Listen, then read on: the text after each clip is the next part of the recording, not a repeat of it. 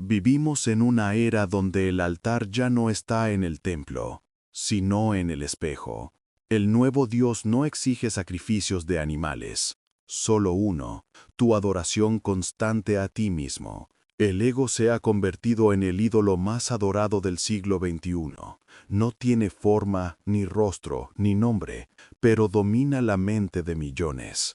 Cada selfie, cada me gusta, cada palabra que busca aprobación es una oración silenciosa al mismo altar. Mírame, reconóceme, exísteme. Si el mensaje resonó, el resto del camino te encontrará.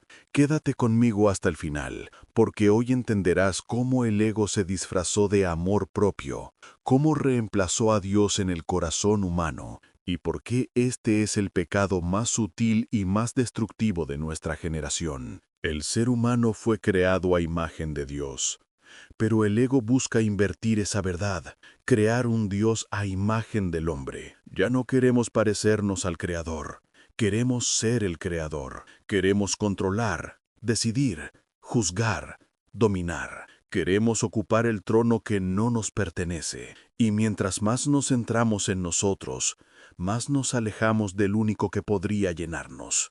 Seréis como dioses, dijo la serpiente en el Edén, y desde entonces el hombre ha estado intentando cumplir esa mentira. El ego nació del miedo a no ser suficiente. Es el intento humano de construir identidad sin depender de Dios. Al principio fue una defensa, pero con el tiempo se convirtió en tirano. El ego te convence de que puedes hacerlo todo, de que no necesitas a nadie, de que eres el centro del universo. Y poco a poco, el yo soy humano reemplaza al yo soy divino. ¿El resultado? Una generación obsesionada con la autoimagen, pero vacía de propósito. El mundo moderno nos enseña que el mayor pecado es no amarse lo suficiente, y aunque el amor propio tiene su valor, el ego lo corrompe, transforma el cuidado en vanidad, la confianza en soberbia y la autoestima en adoración personal. Cada red social se convierte en un altar, cada publicación en una ofrenda, cada comentario en una validación. Vivimos para ser vistos y olvidamos ser transformados, porque vendrá tiempo en que los hombres serán amadores de sí mismos. Segunda de Timoteo 3, 1 al 2. Ese tiempo ya llegó, y el ego es su profeta más fiel. El ego promete poder, pero solo ofrece esclavitud.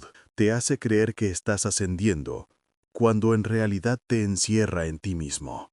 El ego no soporta críticas, porque necesita ser perfecto. No tolera el fracaso, porque cree que es su propia fuente de valor.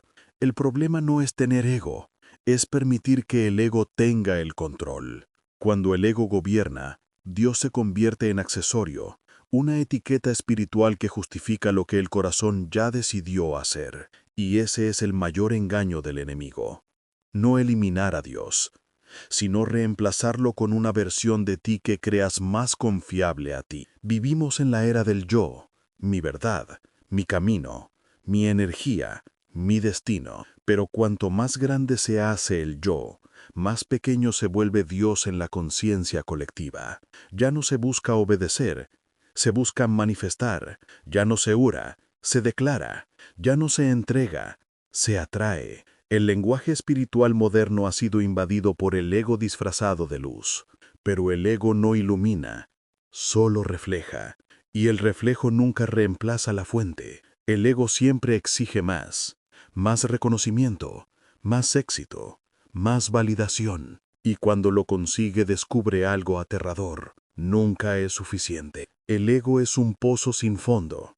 Mientras más lo alimentas, más hambre tiene. Por eso tantos logran fama, dinero, poder, y siguen sintiéndose vacíos. El ego promete plenitud, pero entrega soledad. Y cuanto más te centras en ti, menos espacio queda para Dios. El que quiera salvar su vida la perderá, pero el que la pierda por mí la encontrará. Mateo 16:25.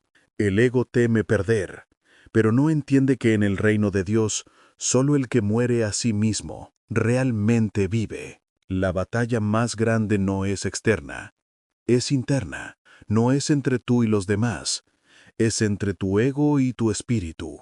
El ego busca controlar. El espíritu, rendirse.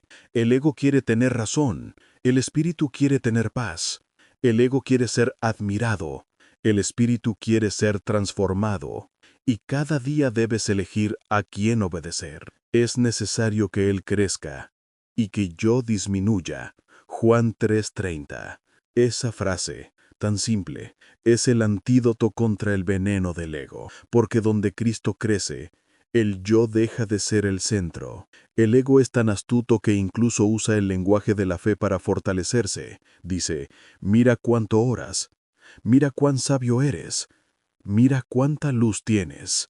Y mientras más te crees santo, menos dependes de la gracia. El ego espiritual es el más peligroso, porque te hace sentir cerca de Dios, mientras te aleja de su humildad. La verdadera espiritualidad no busca ser admirada, busca servir. No grita, mírame, susurra, míralo a Él. El ego promete independencia, pero termina dejando al hombre solo en su propio trono. Allí arriba, donde todos lo aplauden, no hay nadie que lo ame de verdad. El ego destruye relaciones porque convierte al otro en espejo o amenaza. No sabe amar, solo comparar. Y cuando el amor desaparece, el alma se marchita. El ego te puede llevar lejos, pero nunca te lleva a casa, porque el hogar del alma no está en la autoafirmación, sino en la rendición. Derribar al ego no es humillarte, es recordar quién eres sin máscaras. 3 pasos para comenzar. Reconoce tu dependencia. No lo sabes todo, no lo controlas todo, y no tienes que hacerlo. La debilidad no es tu enemiga, es tu puente hacia Dios. Practica el silencio. El ego vive del ruido. Cada vez que callas y escuchas, el espíritu recupera terreno. Sirve sin esperar nada. El ego busca ser visto, el espíritu servir en lo secreto. Lo que haces en silencio es lo que realmente define quién eres. El mayor entre vosotros será vuestro sirviente. Mateo 23:11. La humildad no es pensar menos de ti, es pensar menos en ti. La humildad reconoce su valor, pero no necesita demostrarlo. La humildad no busca aplausos, busca propósito. No compite, coopera. No exige, agradece. Y lo más importante, le devuelve a Dios el lugar que el ego usurpó. La humildad no es debilidad, es la fuerza de quien sabe quién es y ya no necesita probarlo.